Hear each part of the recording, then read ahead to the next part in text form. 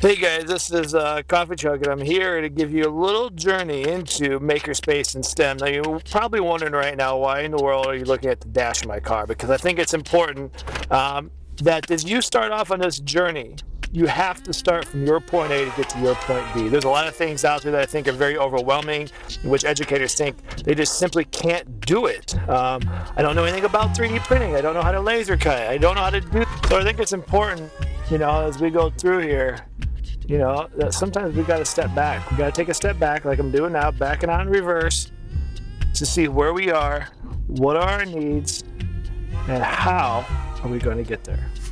So I take you on this stroll here, and I promise I'm not going to bore you with just my drive the whole time. This is what I want you to think about. As you begin your journey and you head down the road to STEM and Makerspace, this is what I want you to think about. I want you to think about why.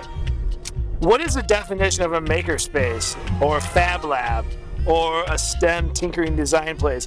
What they are is they're these do-it-yourself places where kids and people come together, they gather as a community, and they work to invent, to create, to problem solve, to tinker, and to explore.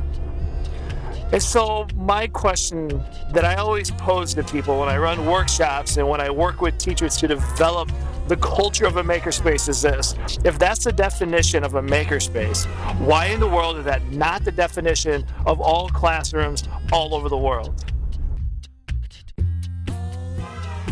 That's a problem.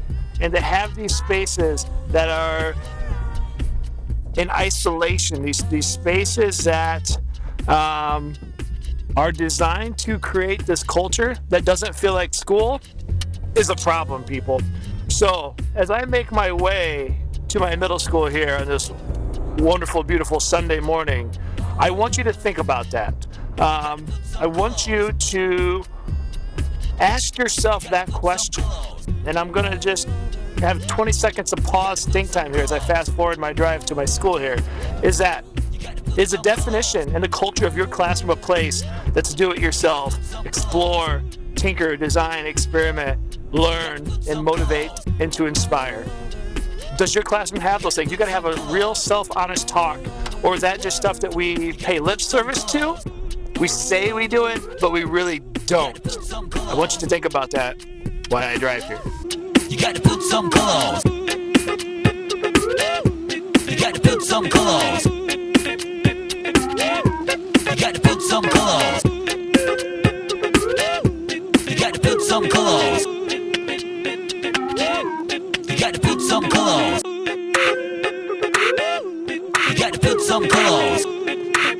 To finish up your thoughts as we are getting ready to enter the Coffee Chug Cafe Makerspace, where we can push your thinking a little bit more as you embark on this journey to inspire the youth to be awesome and to change your mindset. Here we go. You've got about 5 more seconds.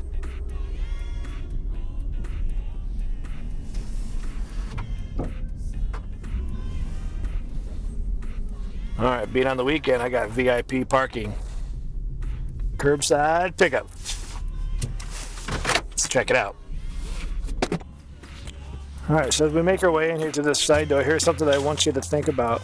My makerspace is a hot mess. We're in the process of remodeling, organizing our parts and pieces. But something that's really, really important for you to consider is the atmosphere. So even though this is a mess, here's something created by our kids. I've got a group of kids called the BMS Theory. We've created online portfolios and resumes, and they are amazing kids. You're going to see some of their work. What's the culture that you're creating for your students and your kids? So as you embark here on your journey, this is what I want you to think about. This is the mess, and you can see that it's a hot mess. We're in the process of our school year, restoring our pieces to see what we have, what we need to order. And so we're currently organizing, as you can see here. But this is what I want you to think about. Don't get overwhelmed by all of this. Instead, Start small. Start with cardboard and paper. And what are those things in your class that you wish you could make better, the wish that you could inspire to improve? You know, you've got everything from, here's a quadcopter we built for $100 for an Indian village over in the Himalayas, not India, over in Nepal, excuse me, trying to educate the youth on how to protect their crops. This is called the Guardian of the Grain, in which they will fly this quadcopter to keep the migratory birds from eating all the seeds in their crop.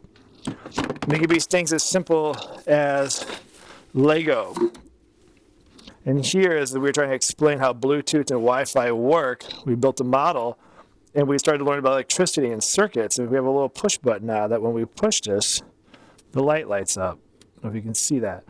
So as you're working with elementary kids, scale it down. How could they make a more user-friendly, effective spoon? And you're using duct tape and power and things like that. I mean, what I'm doing is I want to show you these things in the hope that you get inspired to take things to the next level. What you're looking at here is the backside of a new project of what we're doing. We have a Raspberry Pi that we're coding and programming over here, and all this mess here. And what we're doing is creating a light show. So the kids are learning electricity right now, and they built this box, they've wired this box. It runs through this touch screen that we've also programmed in Go. And what we're doing is coding all the lights like a Christmas light show. I know it's a little hard to see, but our middle school band is going to be performing Crazy Train by Ozzy Osbourne. So they have coded out and mapped out a train that will light up and move and do different things in response to the band's musical instruments. These kids come before and after school. This is not a required class by any means, but they want to learn. They have a space where they can make mistakes. They can do all types of things that they need to. The things that they're not allowed to do in the regular classroom, which the question for me is, how do we make that happen? How do we infuse that? And the beauty of it is we're making that happen. So as you're going to work through these things, what are your first steps? You know, we have goals. We have plans for the future. We're making things happen. We've got a 5-foot robot named Twitch that we're trying to we took his arms off and we're trying to gear him up so he can actually hold a coffee cup and deliver coffee to teachers. You know, don't be fooled by the sense that a makerspace with these things are easy. You're looking at, I've got 3D printers right here. None of them work. And we're learning how to rebuild and make them and fix them and make them better. We're learning through that process because we're learning a lot about how to go about doing that. Hello, we are the BMS Theory, and welcome to our makerspace. Let's take a look inside. This is where we do the majority of our learning.